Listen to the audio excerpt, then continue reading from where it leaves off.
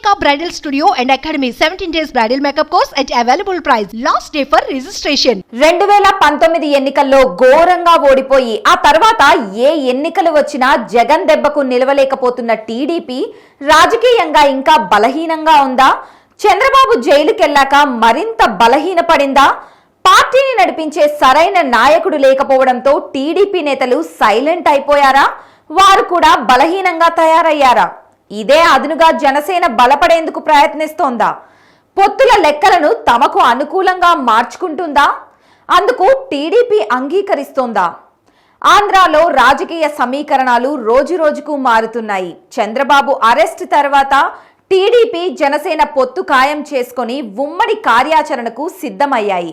అయితే ఇక్కడే ఉంది అసలు చిక్కు.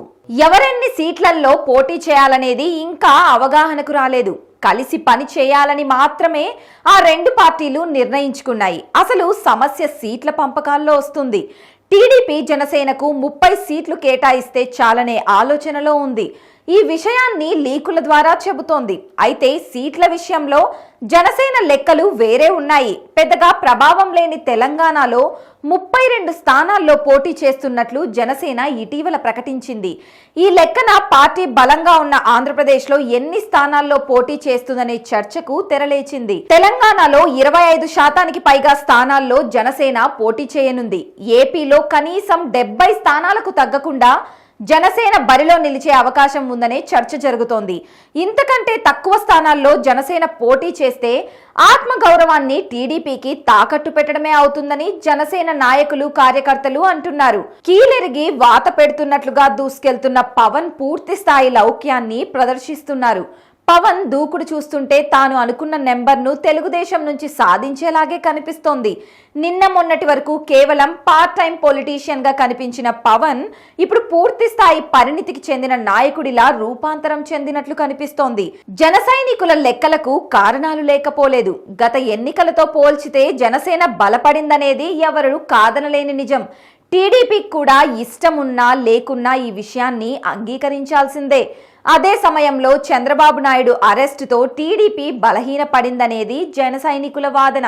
చంద్రబాబు అరెస్టుతో పాటు లోకేష్ పార్టీ కార్యక్రమాలకు దూరంగా ఉండటంతో తెలుగుదేశంలో నిరాశ నిస్పృహలు పెరిగిపోయాయని జనసేన నాయకులు చెబుతున్నారు. టీడీపీ రాష్ట్ర అధ్యక్షుడు అచ్చెన్నాయుడు చేతిలో అధికారాలు లేకపోవడంతో ఏ నిర్ణయాలు తీసుకోవాలన్నా ములాఖాత్లో చంద్రబాబు లేదా లోకేష్ ఆదేశాల కోసం ఆయన వేచి చూడాల్సిన పరిస్థితి. అయితే కేసుల చిక్కులతో తండ్రి కొడుకులు అవస్థలు పడుతుండటంతో పార్టీని గాడిలో పెట్టేవారే లేకుండా పోయారనేదే జన సైనికుల వాదన.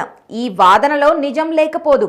కేంద్రం నుంచి ఏ విధమైన సహాయ సహకారాలు లేకపోవడం, విచారణలు అరెస్టులంటూ అధికార పక్షం పూర్తిగా పట్టు బిగుస్తుండటంతో ఇప్పుడు పవన్ మద్దతు తెలుగుదేశానికి ఆక్సిజన్లా మారింది. అంతేకాదు పవన్ కళ్యాణ్ జనసేన నేతలు చెబుతున్న లాజిక్లు కూడా నిజమే అని చెప్పక తప్పదు. అలాంటప్పుడు పొత్తు వ్యవహారాలలో మరీ పత్తానికి పోతే అసలుకే మోసం వస్తుందన్న భయం కూడా తెలుగుదేశం నాయకులు కార్యకర్తల్లో కూడా లేకపోలేదు.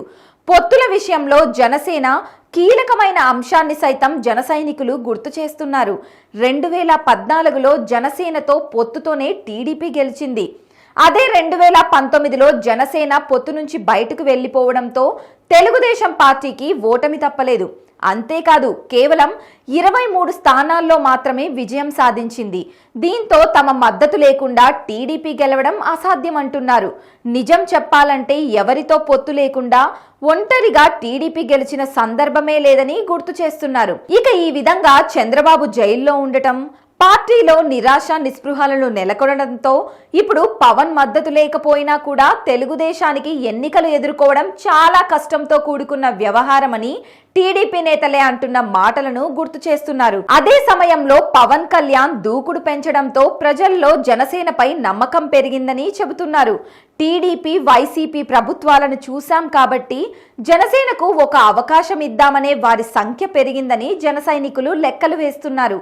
ఎక్కడ తగ్గాలో ఎక్కడ పట్టు బిగించాలో జనసేన అని అర్థం చేసుకున్నట్లే కనిపిస్తోంది.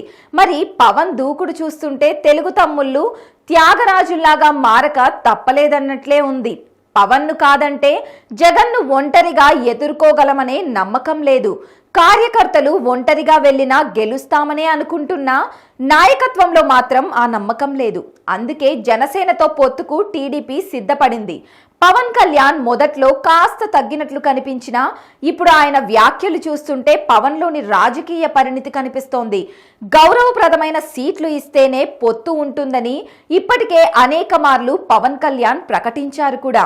తమ ఆత్మగౌరవాన్ని కాపాడుతూనే పొత్తు సక్సెస్ అవుతుందని జనసేన శ్రేణులు చెబుతున్నాయి.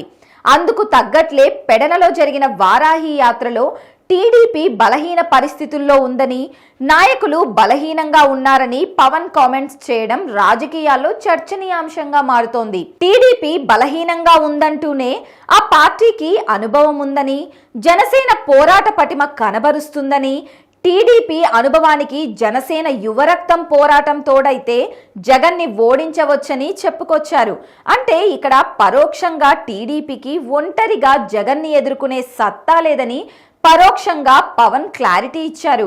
ఈ వ్యాఖ్యల వెనుక పార్టీ నాయకులు, కార్యకర్తల అభిప్రాయం ఉందనేది అంగీకరించాల్సిన నిజం. అందుకే జన సైనికులు తమకు కూటమిలో దాదాపు 70 సీట్లు రావాలని, పీకే కోసం సీఎం పదవిని పంచుకోవాలని డిమాండ్ చేస్తున్నాయి. జనసేన లాజిక్ వెనుక ఓ కారణం ఉంది. టీడీపీ ఒంటరిగా పోటీ చేయలేదని, అలా చేస్తే ఓట్ల షేరింగ్ వల్ల జగన్ ఒక్కడే సీఎం అవుతాడనేదే జనసేన లెక్క. రాజకీయాల్లో లాజిక్ ఎలా పనిచేస్తుందనే దానిపై కొన్ని సందేహాలున్నాయి. జనసేన లెక్కలు ఎలా ఉన్నా సీఎం పోస్ట్ షేరింగ్ ప్రతిపాదనను టీడీపీ అంగీకరిస్తుందా అనేదే ఇక్కడ ప్రశ్న. తమ అధినేత జైల్లో ఉన్నంత మాత్రాన టీడీపీ బలమేమీ తగ్గలేదని, ఇంకా జనంలో సానుభూతి పెరిగిందని, బాబు జైలుకెళ్లిన దగ్గర నుంచి నేతలు, కార్యకర్తలు రోడ్లెక్కి పోరాడుతున్నారని, కేసులకు భయపడ్డం లేదని, ఒకవేళ టీడీపీ బలహీనంగా ఉంటే ఎవరూ రోడ్డెక్కేవారు కాదని టీడీపీ శ్రేణులు అంటున్నాయి.